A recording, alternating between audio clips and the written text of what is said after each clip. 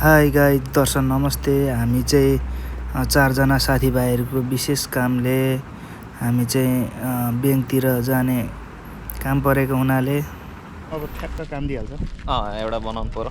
अस्तिको त लुटाइयो नि त, ह्याक गरिदियो मेरो खाता अस्ति। 20-22 हजार पैसा थियो।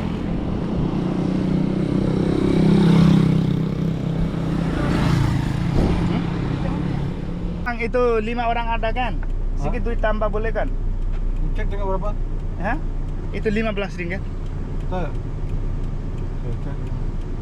Ini चाहिँ नेपालको अन्छै ल्याए जतिकै हुन्छ कि साउदी कता कहाँबाट पुग्छ बेसी कहाँबाट पुग्दैन। कुन गन्जा रे? नेपालगञ्ज। नेपालगञ्जले त खाएको छ नि देश। नेपालगञ्ज सहर जतिकै हुन्छ के पछाडी 6 गर्मीले। Hello guys. गर्मी अनि साउदी कतारै बोकेर ल्याउँछन् त्यो पछाडी। अनि पछाडी दोसा आएन त। ल हामी यसो हिँड्यौँ अब रमाइलोमा। चाहिँ भन्नु मिल्दैन कामले, विशेष काम जीवन्त काम हो, काम पनि जीवन्त काम हो। जीवन्त काम यसो अब 1-2 रुपियाँ कमाइन्छ त्यहाँ स्यासा।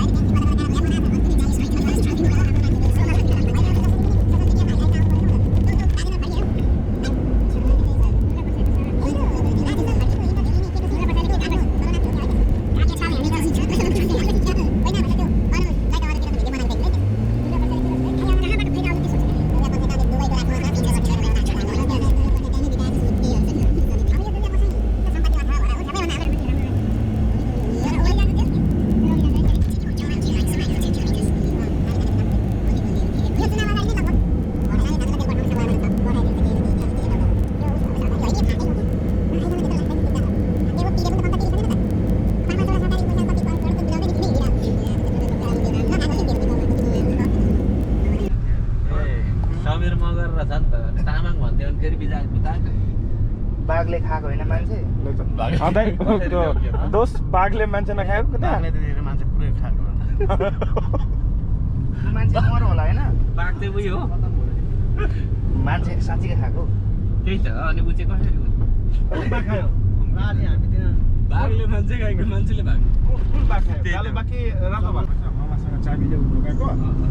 तपाईँ गेटमा बस्ने, म त बिचमा बस्छु, यो साथीले लास्टमा पठाउँछु क्या। अनि पार्किङ लगाउने 2 रुपियाँ लिने क्या मजाले। विश्व सबै भाग्यमानी हो नि होइन?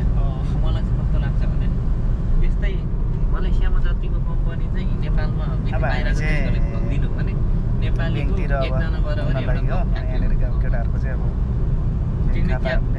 कब्जा गरिदियो। केटाहरूको आयो त्यही भएर विदेशीले कति विदेशीले लगानी लाएर सियरमा हालेर चाहिँ पर्सिपल्ट त अनि आफ्नै भइरहेको हुन्छ नेपालीको कति त्यता।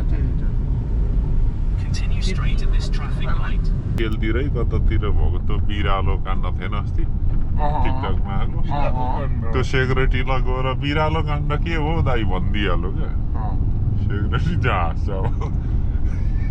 सेक्युरिटीले नै बिरालो त्यसो गरेर भन्थ्यो नि त, सेक्युरिटीलाई गएर त्यसो भनिदिइहाल्छ। आज त्यो इलाम गरेर आइरहेछ क्या। यो डाँडा चाहिँ गाइज कसले चिन्नुहुन्छ कमेन्ट गर्नु पर्यो। यो कहाँको डाँडा हो? कहाँको डाँडा हो? यसलाई अब कमेन्ट गर्नु पर्यो तपाईँहरूलाई है त गाइज। एसएमजी राइफलहरू अनि आधी घन्टा 1 घन्टा लाग्छ। हल्को छ गाडीमा गाडीमा त कति डाँडो कति घुमेको छ अनि हिँडेर जान्छ।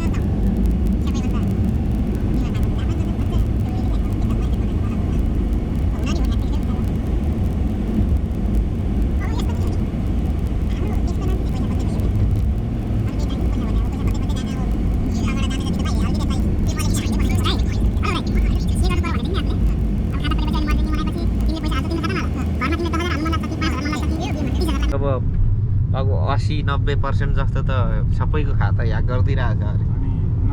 अनि नोटिफिकेसनहरू आउँछ सिममा फाउन्ड दुनियाँ दिवाना अरूको जे भन्ने जवाब त्यही त मेसेज आउँछ यो के रहेछ भनेर छुनु यतिकै सकिहाल्छ अनि त्यही त तिनीहरूको नोटिफिकेसन त्यस्तो खालको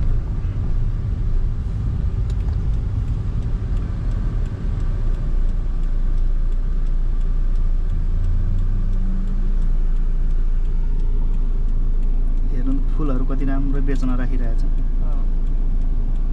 प्रपोज गर्ने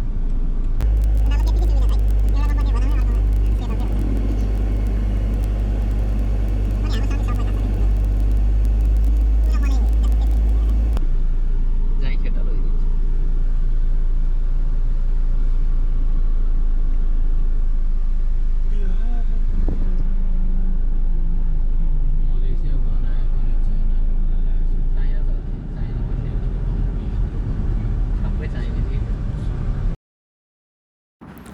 फाइनली गाइज हामी चाहिँ आइपुग्यौँ लोकेसनमा।